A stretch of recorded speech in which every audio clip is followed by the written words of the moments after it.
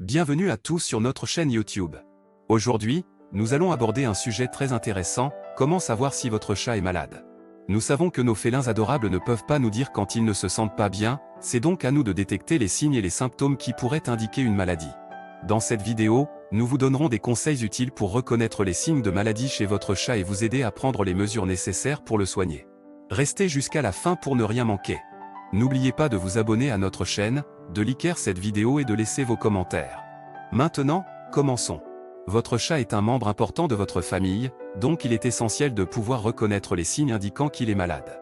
Les chats sont connus pour leur capacité à cacher leurs symptômes, donc il est souvent difficile de déterminer s'ils sont en bonne santé ou non.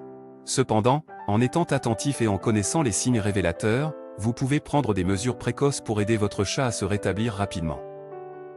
L'un des premiers indicateurs à surveiller est le changement d'appétit de votre chat.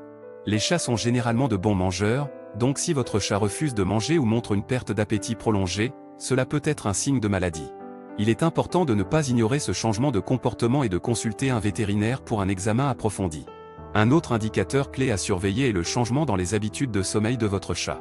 Les chats sont naturellement des animaux nocturnes, mais s'ils deviennent soudainement léthargiques et passent plus de temps à dormir, cela peut indiquer un problème de santé.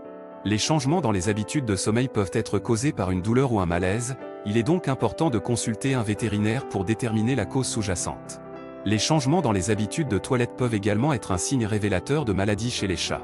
Les chats sont connus pour leur hygiène méticuleuse, donc s'ils commencent à négliger leur routine de toilettage ou montrent des signes de difficulté à uriner ou à déféquer, cela peut indiquer une infection urinaire ou des problèmes digestifs. Un examen vétérinaire est essentiel pour diagnostiquer et traiter ces problèmes.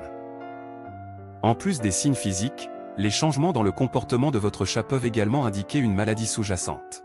Si votre chat devient subitement agressif, anxieux ou se cache plus souvent, cela peut être un signe de douleur ou de malaise.